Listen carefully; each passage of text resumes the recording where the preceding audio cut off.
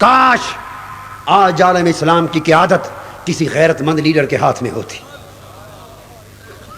یہ وقت تھا امت مسلمہ کو موٹیویٹ کرنے کا۔ ایک ایک کو چن کر تباہ کیا جا رہا ہے۔ کئی سالوں سے فلسطینی اپنے گھر سے بے گھر بے وطن ہو کے مارے مارے پھر رہے ہیں۔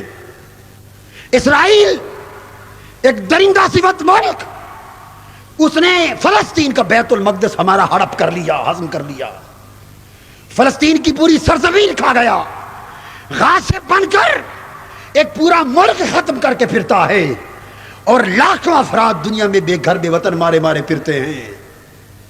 کیا وجہ ہے جو قاعدہ عراق اور لیبیا جیسے ملکوں کے لیے استعمال ہوتا ہے، وہ قاعدہ اسرائیل کے خلاف فلسطین کی آزادی کے لیے استعمال کیوں نہیں ہوتا؟ میں پاکستان سے اور عالم اسلام کے دیگر رہنماؤں سے سوال کرتا ہوں، آپ کی غیرت سے سوال کرتا ہوں، کیا وجہ ہے آج امریکہ اور UN سے یہ بات کیوں نہیں پوچھی جاتی؟ فلسطینیوں کو گھر کون دلائے گا؟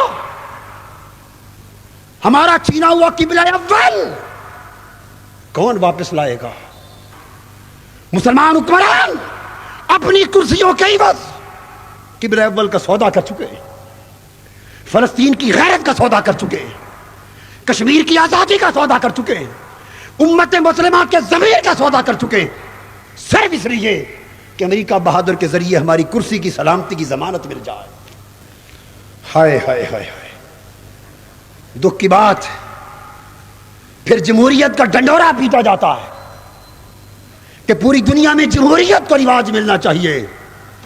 ارے الجزائر میں جمہوری طریقے سے اسلام کی ایک تحریک اٹھی، اور قریب تھا کہ وہ اقتدار میں آ کر اسلام کو نافذ کرتے، وہ تو مارشل لاء کے ذریعے نہیں آئے تھے، جمہوری طریقہ انتخاب تھا، مگر جب وہ ایوان اقتدار کے قریب پہنچے جمہوریت کا گلا ذبح کر دیا گیا، اور مارشل لاء کے ذریعے اس جمہوری راستے کو بند کر دیا گیا۔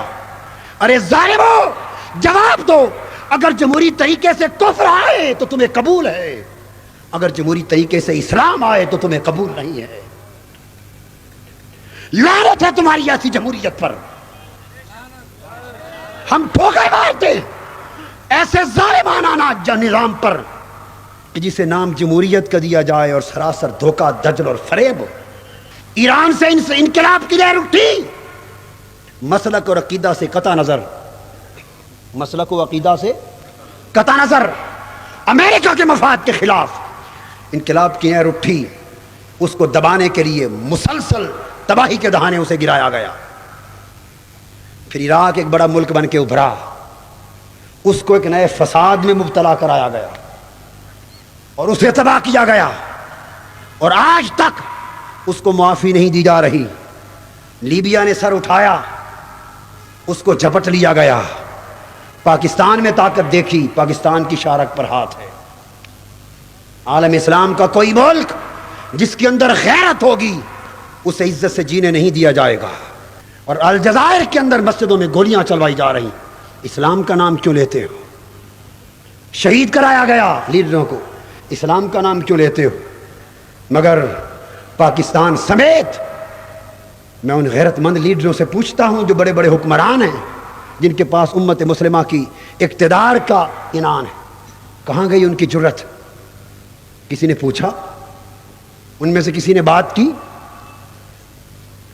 امریکہ سے کوئی سوال کیا؟ UN پہ کوئی بات اٹھی؟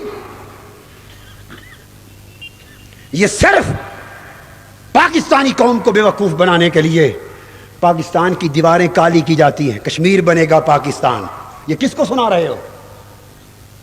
کس کو بتا رہے ہیں آپ تو اقتدار میں بیٹھے، جب اپوزیشن میں تھے تب بھی نعرہ تھا، جب حکومت میں ہے تب بھی نعرہ ہے۔ عمل کا وقت کب آئے گا؟ قوم کو دھوکہ دینا، قوم کو دھوکہ دینا۔ پہلے کہتے تھے کشمیر بزور شمشیر، کشمیر جہاد سے آزاد ہوگا۔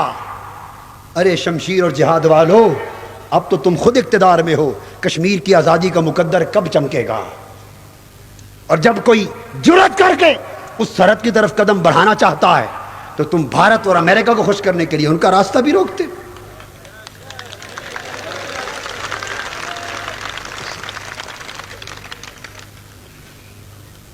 ہماری ذمہ داری کیا ہے؟ امت مسلمہ کے فرد ہونے کے ناطے میں 5 تجویزیں آپ کے سامنے رکھنا چاہتا ہوں. اگر آج امت مسلمہ غیرت مند ملت کے طور پہ جینا چاہتی ہے تو کوئی چارہ نہیں سوائے اس کے کہ ہم یہ آواز بلند کریں. یہ آواز بلند کریں. بتانا ہمارا کام ہے. حکومتی اور سرکاری سطح پر حق کا نعرہ لگانا آپ کا کام ہے. اور اگر آپ یہ نعرہ لگائیں ہم اپنے اختلافات کو بھول کر بھی حق کی خاطر آپ کا ساتھ دیں گے.